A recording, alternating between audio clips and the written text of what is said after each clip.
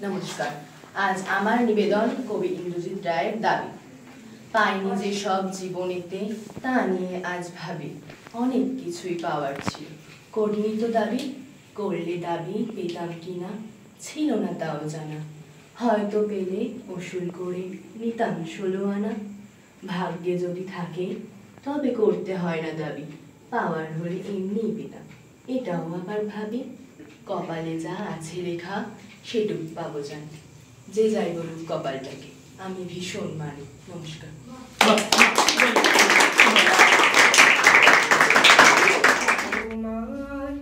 महावेशे किछु हाराय ना को कभु झरे जे फल धुलाय जानी हय ना कभु हारा ওই ঝরা ফলে নেয় যে জনম তরুণ তরুর চারা জানি হয় না কভু হারা হারালো মোর প্রিয় যারা তোমার কাছে আছে তারা আমার কাছে নাই তাহারা হারায়নি তো তবু তোমার মহাবেশে কিছু হারায় না কভু তোমার মহাবেশে কিছু হারায় না কভু স্বাধীনতার আগে একটা ঘটনা বলি বলো আমার জন্ম 37 সালে কিন্তু 1944-45 সালে দ্বিতীয় বিশ্বযুদ্ধ হয় আমরা শুনতে গেলে জানি না বিশ্বযুদ্ধ তখন আমরা সব খিদুরপুরে ছিলাম মানে আমার ফ্যামিলি আর আমি ছোট এদের মধ্যেই ছোট কিন্তু মনে আছে আমার খিদুরপুর ডব নাম ছিল তো খিদুরপুরে ছিলাম তখন ইংরেজ শাসন আমাদের দেশে স্বাধীনতা হচ্ছে তো 47 সালে ইংরেজ শাসন আমি 42 থেকে 44 সালে কথা বলছি খিদুরপুর ডকে আমরা ছিলাম আর আমাদের তখন এই ছিল ইংরেজ শাসন জাপানিরা ইংরেজদের দেখতে পেত না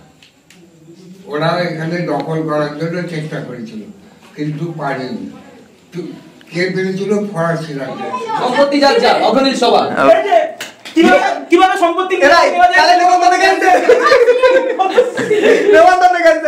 যাই হোক সিএসএস এর সাথে কাজ করতে করতে আজ 3.5 বছর হয়ে গেল তো যদি ফ্ল্যাশব্যাকে যাওয়া যায় তো মনে আছে এখনো সেদিন আমি সাহিত্যিকা আর মনে একজন দুজন ছিল ঠিক প্রপারলি মনে নেই তো সেদিন দাদার কাছে ক্লাস করতাম তখন 12 এর শেষের দিকে তখন দাদা জিজ্ঞেস করেছিল যে এরকম টাইপের একটা গ্রুপ যদি নিয়ে আসা যায় শ্যামনগরের বুকে, তাহলে সেটাও কাজ করবে।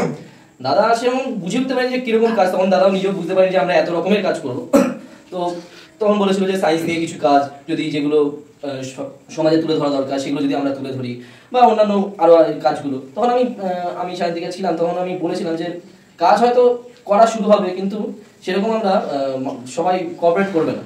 তো আমি বলেছিলাম, আমার এখনো মনে আছে। তারপর সময়ের সাথে সাথে তার কিছুদিন পরই দাদা মেয়েদের নিয়ে কাজ শুরু করে ভয়েসের। তো তারপর সেই কাজটা হওয়ার পর আমাদের ছেলেদেরও নেয়।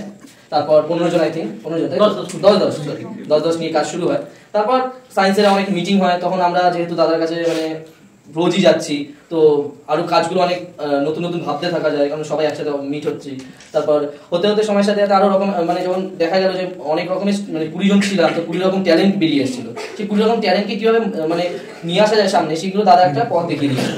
তো সেই জন্য সেগুলো ইউটিউবে পোস্ট করা হয়েছে, সময়ের সাথে সাথে অনেক রকম কাজ হয়েছে। তারপর সময়ের সাথে সাথে বুঝতে পারি ডোনেশন। এবার ডোনেশন করতে গেলে তো আমি আর দাদা তো অনেক কিছুই দেখেছি, হ্যাঁ, অনেক রকম মানুষের সাথে মিট হয়েছে, অনেক রকম মানুষের চিন্তাধারার সাথে মিট হয়েছে, কিছু কিছু জায়গা বুঝতেও আমাদের গেছি, ব্যারাকপুরের জায়গা, তারপর সবাইকে শুভ সন্ধ্যা। সিএসএস এ প্রথমে আমি এসব কিছু জানতাম না, সংস্কৃতির মাধ্যমেই সব দেখা।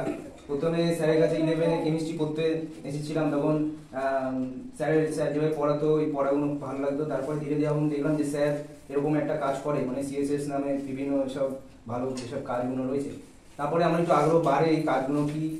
তখন এইসব কিছুই বুঝতাম না, তখন শুধু 10-এর পর শুধু পড়াশোনা এসব যে আলাদা করেও কিছু করা যায় সমাজের জন্য, মানে আমিও যে করতে পারবো আমি কোনোদিন ভাবিও না। তারপরে সমৃদ্ধির স্ট্যাটাস দেখতাম, সমৃদ্ধির সাথে আলোচনা করতাম যে এগুলো কেমন কিভাবে হয়। তারপরে একদিন আমি সমৃদ্ধিকে বললাম যে স্যারকে এই প্রস্তাবটা রাখতে, যে আমি এই গ্রুপে জয়েন হতে পারবো কিনা। তারপর স্যারের সাথে যোগাযোগ করে তারপরে এই গ্রুপে জয়েন হলাম। খুব ভালো লেগেছিল। যখন প্রথম গেছিলাম বিভিন্ন অ্যান্টিক জিনিসগুলো নিয়ে, আমার ওইটাই একটা মাধ্যম। গিয়ে বাচ্চাদের দেখেছিলাম, বাচ্চাদের মুখের হাসি, ওদের অভিজ্ঞতা, ওদের যে স্মৃতিটা সেই দিনের এত সুন্দর লেগেছিল যে আমি গিয়ে ওদের কিছু দেখাতে পেরেছি, যেগুলো হয়তো ওরা সাধারণ জীবনে দৈনিক জীবনে দেখতে পারে না। বিভিন্ন অ্যান্টিক কয়েন, পুরনো রেলগাড়ি, এই জিনিসগুলো। তারপরে প্রতি রোববার করে এই আঁকা শেখাতে যেতাম, তখন বাচ্চাদের সাথে ইন্টারাকশনটা খুব ভালো হতো। ওরা ওদের আঁকা দিলে ওরা আঁকতো, হোমওয়ার্ক দিলে হোমওয়ার্কগুলো করে আনতো। প্রতি রোববার করে ওই একটুখানি সময় ওখানে দিতাম, খুবই ভালো লাগতো। তারপরে মহালয়ার তো আমি যেতে পারিনি, মহালয়ার দিন পরীক্ষা ছিল। তারপরে ভাইফোঁটার দিন গেছিলাম পানপুর আশ্রমে। ওখানে যেসব বাচ্চারা ছিল ওদের বিভিন্ন পারফরমেন্স এবং ওদের সাথে গিয়ে যে সময়টা কাটানো, যে আমি নিজের দৈনিক জীবনকে বাদ দিয়ে ওখানে গিয়ে একটা কিছু করতে পারছি, এইটা খুবই ভালো লেগেছিল। সিএসএস এই একটা প্ল্যাটফর্ম দিয়েছে যেখানে আমি গিয়ে কিছু একটা কাজ করতে পারছি, যেটা হয়তো সমাজে গিয়ে কাজে লাগছে এবং বাচ্চাদের অনুপ্রেরণা দিচ্ছে।